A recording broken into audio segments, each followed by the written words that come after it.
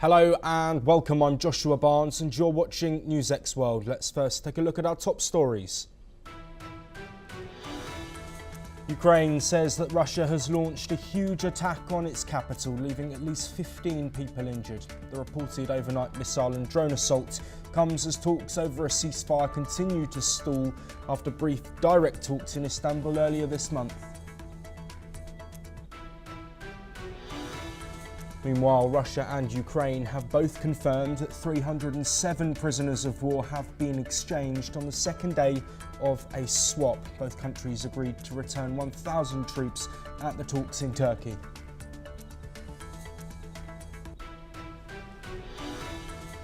At least 76 people have reportedly been killed following Israeli land and air offensives in the Gaza Strip. The hospital in Khan Yunis say that a recent Israeli strike hit the home of one of their doctors and killed 9 of her 10 children. The European Union's trade chief says the bloc is committed to securing a trade deal with the US based on respect and not threats. It comes as President Trump threatened a 50% tariff on all EU goods going into the US, saying he was not looking for a deal with the EU.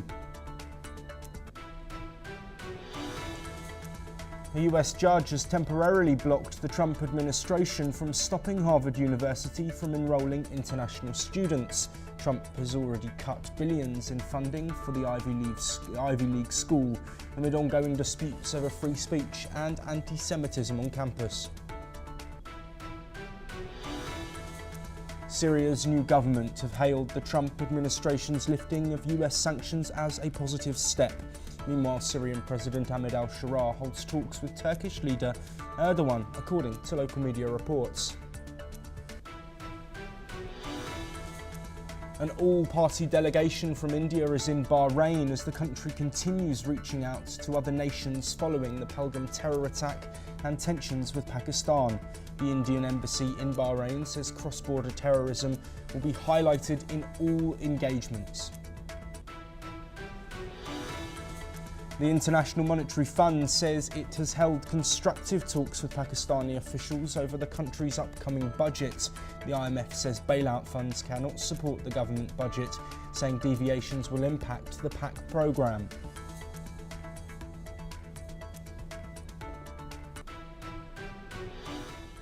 An all-party Indian delegation led by BJP MP Bailout J. Panda arrived in Bahrain today, received by Ambassador Vinod K. Jacob. The visit aims to underscore India's unwavering stand against cross-border terrorism, particularly state-sponsored threats from Pakistan. The delegation, including MPs from the BJP and others, will visit Bahrain, Kuwait, Saudi Arabia and Algeria to brief international leaders on the April 22nd Pahalgam terror attack and India's zero-tolerance policy on terrorism. Ministry of External Affairs spokesperson Randir Jaiswal confirmed 2 more groups have departed, including one led by Congress MP Shashi Tharoor to the US, Panama, Guyana, Brazil and Colombia. Panda emphasised India's united stance against terrorism in a post on X. The initiative involves 7 delegations globally to counter misinformation and present India's clear message of unity and resolve against terrorism in all forms. Meanwhile, a group of 3, the all-party delegation led by JDU MP Sanjay Jha, has successfully concluded its visit to Japan. The delegation will soon depart for South Korea to continue its diplomatic mission. Well, joining us to discuss the ongoing delegation efforts from India is Alessia Selesan, a representative of the diplomatic club Amicability in Bahrain, who's joining us from Myanmar. Thank you ever so much for joining us today, Alessia. I want to first look at what the reason is for India sending a delegation to Bahrain, of course a smaller country, but what do you think the reason is? Good afternoon, everyone. Yes, so it's just my pleasure and honor to comment on this occasion. Yeah, in fact, Bahrain, as you know, is one of the most religiously diverse countries in the Gulf region. And its religious landscape, and in fact, not only religious, is shaped by a mix of different cultures, different nationalities.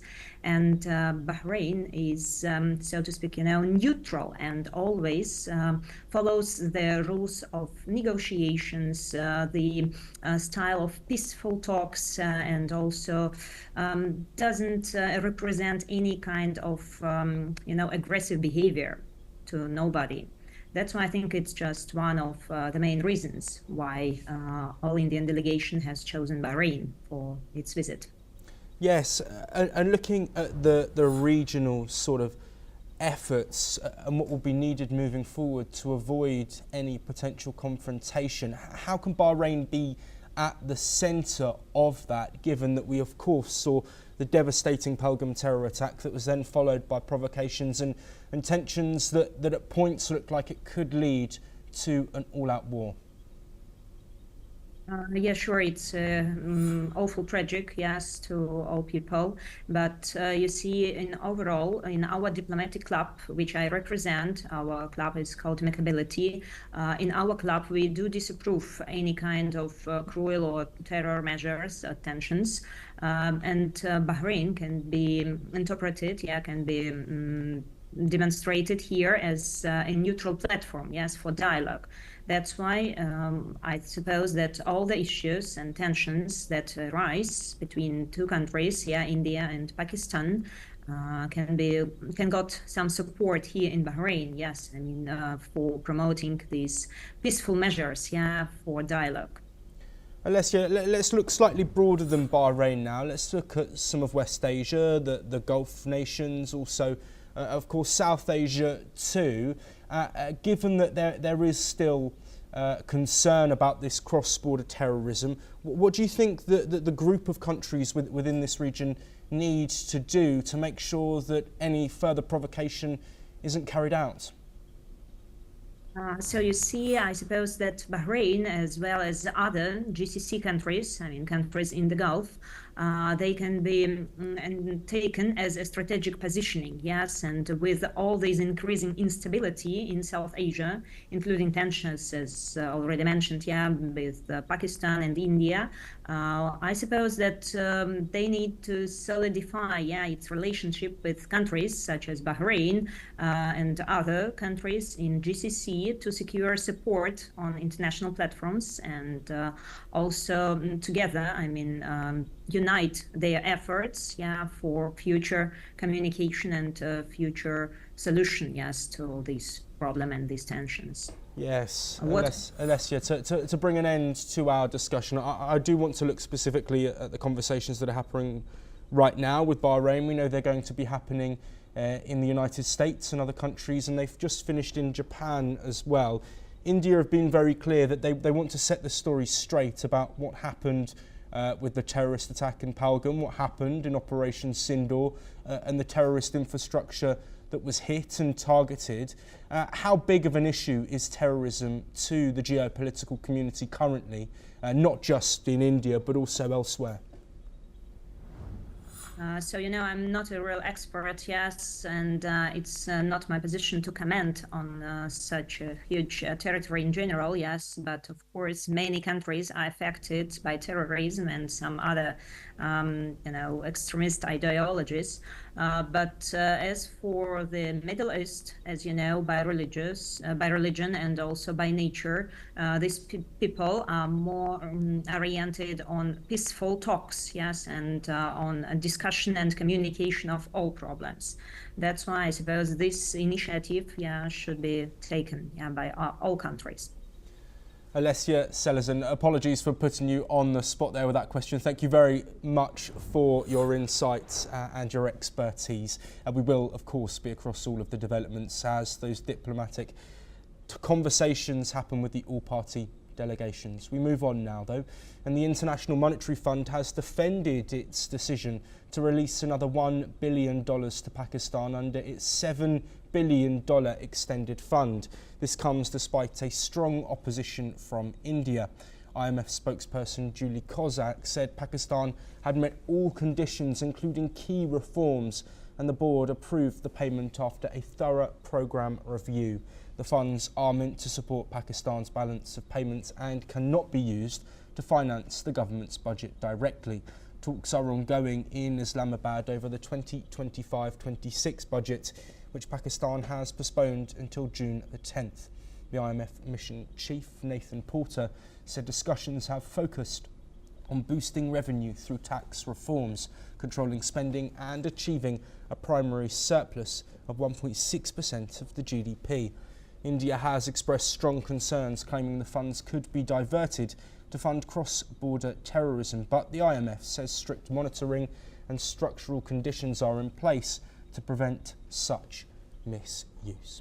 Well, joining us to discuss these developments is Dr. Jajat Bhattacharya, the president of the CDEPR, who is joining us from New Delhi. Dr. Bhattacharya, thank you ever so much for giving up your time to speak with us. Let's look at these measures then that the IMF says will be in place to make sure that these funds aren't misused. How secure do you think those measures are, and do you think that this will prevent any funds going into something like cross-border terrorism potentially?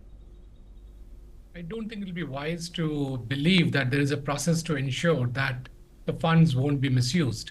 And the premise of that is very simple, is that the budgetary funds, or the funds that are coming from taxation from the Pakistani people, will be used for terrorism and for other actions, while the funds from IMF will be used for the purpose that it's designated to be used for, which means that if it's used for providing drinking water to the people of Pakistan, then that's what it'll be used for. But originally, that funding should have come from the revenues and the taxation which is collected from the people of Pakistan. So when you look back at and do an audit and check if the funds were actually used for, let's say, providing drinking water, then yes, the funds from IMF will be used for providing drinking water, but then the funds which are collected from the people of Pakistan is getting deviated for terrorism and other nefarious activities, and being diverted to non-state actors to do actions which are not aligned to a rule-based order. And that is where the core of the problem lies. Absolutely. Dr. Bhattacharya, the IMF saying that they've held constructive talks with Pakistani officials, but we know that the budget has been delayed now until June the 10th. Constructive is the narrative that we've got, but how do you think these conversations would have actually gone in the wake of the devastating Pahalgam terror attack and, of course, the provocations that followed from Pakistan? You know, it's difficult to interpret what IMF itself is saying, because they're having the so-called constructive talks after approving the funding to Pakistan. And again, these fundings were approved right after Pakistan orchestrated a devastating terrorist attack on India and on Indian people. So the time to have that constructive discussion was at the time of approving the funds from IMF to Pakistan, which was right after the terrorist attacks. Now, that did not happen. So it's really a little interesting to understand why such constructive discussions are happening now. Now, going deeper into the word constructive, it is meant to imply that Pakistan agreed to certain more conditionalities, but I really can't think of any conditionality which will ensure that Pakistan does not divert its own domestic funding into activities which are not aligned to any law-abiding nation. And again, that's where the problem is. And so I'm curious to understand, what did IMF really mean by a constructive discussion once they've already approved the funds way back right after the Pakistani terrorist attack on India? Absolutely, Dr. Bhattacharya. On screen, we're currently showing some of the previous loans and bailouts that have been given to Pakistan. This $1 billion, of course, an extension of an already several billion-dollar fund.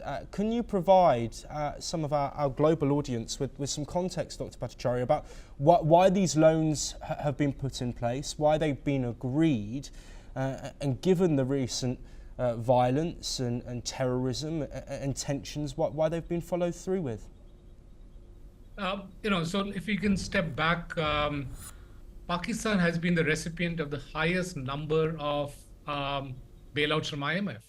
And Pakistan is a country with very rich agriculture. It has got very good soil. It's got a river. It's got a population of over 220 million people. So how come a nation blessed with all these resources is not able to put itself out and is able to perform like the rest of the community of nations on this planet? And why does it need a repeated bailout from IMF? The only reason could be that it's misusing the funds it's getting. It's either not putting the funds to the purpose it's supposed to be putting it on, or it's using its own domestic funding for activities which are not productive, such as terrorism. And if you add the IMF funds along with the funds that came in from other countries such as the US, Saudi Arabia, China, and so on, it's a humongous amount of funds that have been pumped into Pakistan. The question really is, where are these funds disappearing every single time? I think they got a bailout of about 24 times or near about 24 times bailout is a real record. So if they have not been able to fix themselves for the last 24 years, the question arises that what was the hurry from IMF's perspective to give them a bailout right after a dastardly act of terrorism that they orchestrated against India, which has been proven internationally. And not only that, that act was done with a focus on religiosity. They focused on non-Muslims and segregated them and then killed them in front of their women, in front of their wives and children. It was a terrible, terrible massacre that happened. Some 26 people were killed. And a couple of days later, we hear that IMF has given funding approval to Pakistan after they have done such an act.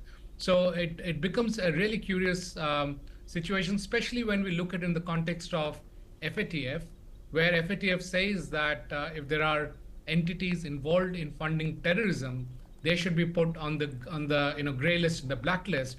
And here I'm not talking about Pakistan. I'm really curious that shouldn't IMF be considered to be put under FATF, because they are actually funding terrorism.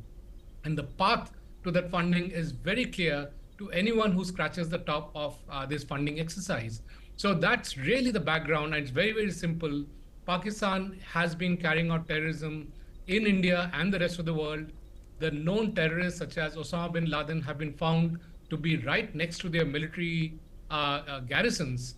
And same with the terrorists that were being killed by India. All of them were living next to the Pakistan army garrisons. So clearly they were being supported by the Pakistani state. Under these circumstances, if funding is being provided to Pakistan, then clearly this funding is being used for terrorism, and this funding is coming from IMF. We really need to investigate on what basis was this funding given. Clearly the conversations between IMF and Pakistan and the finer print has not been put into public. So we really don't know what was constructive or not constructive, but it does not look good on paper that IMF has funded a terrorist state and their terrorist military. Absolutely. And Dr. Bhattacharya, to bring an end to this discussion, we have, of course, earlier in this programme discussed the all-party Indian delegations that have been reaching out to world leaders and different countries across the globe. What role is there that is required from some of these Western countries and other leading economies who were also involved with the IMF to look at how these funds have continued to be dispatched and at the efficiency of the money that is being given as loans? Whose responsibility should that fall on? Absolutely. I think very good question. And we also need to look into the background of this delegation going out, is that as soon as there was a conflict between India and Pakistan, where India was protecting itself from terrorism and therefore went ahead and destroyed the terrorist camps that Pakistan was refusing to destroy or dismantle. Right after that, the coverage that happened in the Western media seemed to be that India and Pakistan are on the same platform, that the victim and the aggressor are on the same platform, and they're having a war of 1500 years, as being told by some of the leaders of the Western world. It's kind of bordering on the funny, because Pakistan did not exist 75 years ago. Before 1947, Pakistan did not exist. And they came into existence on the basis of religion. It is the only country in the world which came into existence on the basis of religion. And then their head of military goes out and says that the Pakistanis and the Indians are very different because they are Muslims and they think in a different way than the rest of the world and the rest of the peace-loving people in the world. On cue, a couple of days later, there is a dastardly terrorist attack, which I just explained. What got covered in the Western press was extremely different.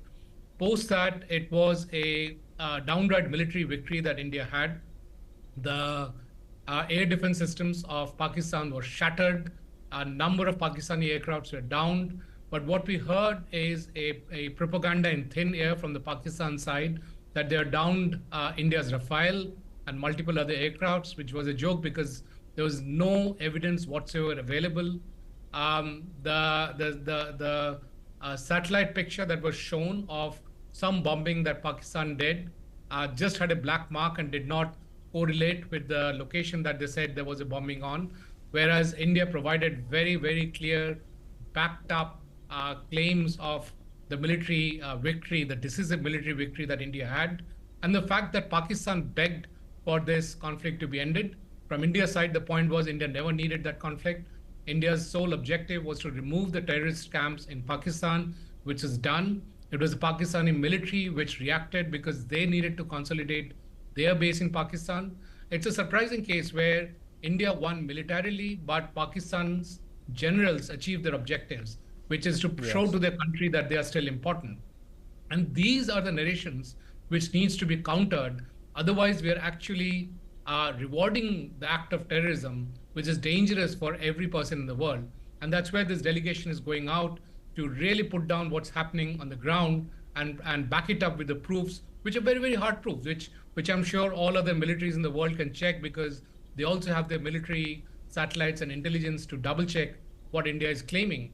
And therefore, it is important to put the facts on the ground so that terrorism does not go unpunished. In fact, it should not get rewarded and also should not go unpunished. Absolutely. Dr. Jayjit Bhattacharya, thank you ever so much for joining us and providing your insight. We move on now, and the European Union's trade chief has said that the 27-member bloc is committed to securing a trade deal with the United States based on respect and not threats. This comes after US President Donald Trump threatened to slap a 50% tariff on all goods sent to the US from the EU. EU Trade Commissioner Markos Šefčovič has said that the EU is committed to securing a deal that works for both after a call with US Trade Representative Jameson Greer and Commerce Secretary Howard Lutnick. Trump first raised the issue of EU tariffs in an early morning post on his Truth Social network. He doubled down later in the day, telling reporters in the Oval Office that there was nothing the bloc could do to change his mind. While adding to this, Trump also denied that his tariffs would hurt American businesses. Let's listen in. I'm not looking for a deal. I mean, we've set the deal, it's at 50%. But again, there is no tariff if they build their plant here. Now, if somebody comes in and wants to build a plant here, I can talk to them about a little bit of a delay. But, while they're building their plant, which is something I think that would be appropriate, maybe, we'll determine that. Talks with the EU have failed to make much progress, with Brussels recently threatening to hit US goods worth nearly 100 billion euros with tariffs if it does not lower the duties on European goods. The EU is one of Washington's largest trading partners, sending more than $600 billion in goods last year and buying $370 billion worth, according to US government figures. Well, joining us to discuss these developments is Ross Feingold, a political risk analyst, joining us from Taipei. Ross, as always, thank you ever so much for being here. Trump has made himself clear once again, saying that he doesn't want a deal with the EU. This, of course, contradicts comments that he's made before. Is this another ploy of Trump trying to push negotiations and a deal through, or do you think he has now resigned himself to the fact that a deal won't get done? It could be both. So in the short term, he might impose 50% tariffs on goods from the European Union. That doesn't mean he doesn't want negotiations to continue. He wants negotiations to continue so that the EU gives him something that he could declare a victory. And that would have to be better access for U.S. goods or U.S. services into the European Union. From the figures you just mentioned, the EU has a very large trade surplus with the United States. That is something that does not sit well at all with President Trump. We know he doesn't like the European Union to begin with. So he's looking to get a better deal for the United States, which comes as no surprise. So he's making these threats of a 50% tariff on every good from the European Union trying to enter the United States. And it's up to the United States and the European Union trade negotiators to see if they could reach a deal. Yes, Ross, we've heard from, of course, the European Union's trade minister, who said that these talks should be treated with respect and not threats. Does Trump's hardline stance risk alienating the US from a 27-country bloc? Probably not. I mean, there's certainly some countries in the European Union that Trump has a good relationship with. Hungary is one, Italy is another. But ultimately, this is probably all about negotiations and Trump's negotiating tactics. So I think we should assume that Trump wants negotiations to occur. Again, that might mean in the short term he'll raise the tariffs on European goods to 50%. It does not mean he's against negotiations or reaching a deal. But there's going to have to be significant concessions from the European Union side in order to reach a deal acceptable to Trump. Absolutely. Ross, looking at the relationship between the EU and Donald Trump and his administration, of course there have been points where it's been strained in discussions over the ongoing Russia-Ukraine conflict. How pivotal could a trade dispute be in other global issues that are currently being dealt with by the US and the EU nations? That's a really interesting question. So whether or not a deal is reached on trade, would it have carryover effects to other aspects of the EU-United States relationship? Actually, the answer is probably no. So Trump probably looks at these issues as very isolated within its own silo.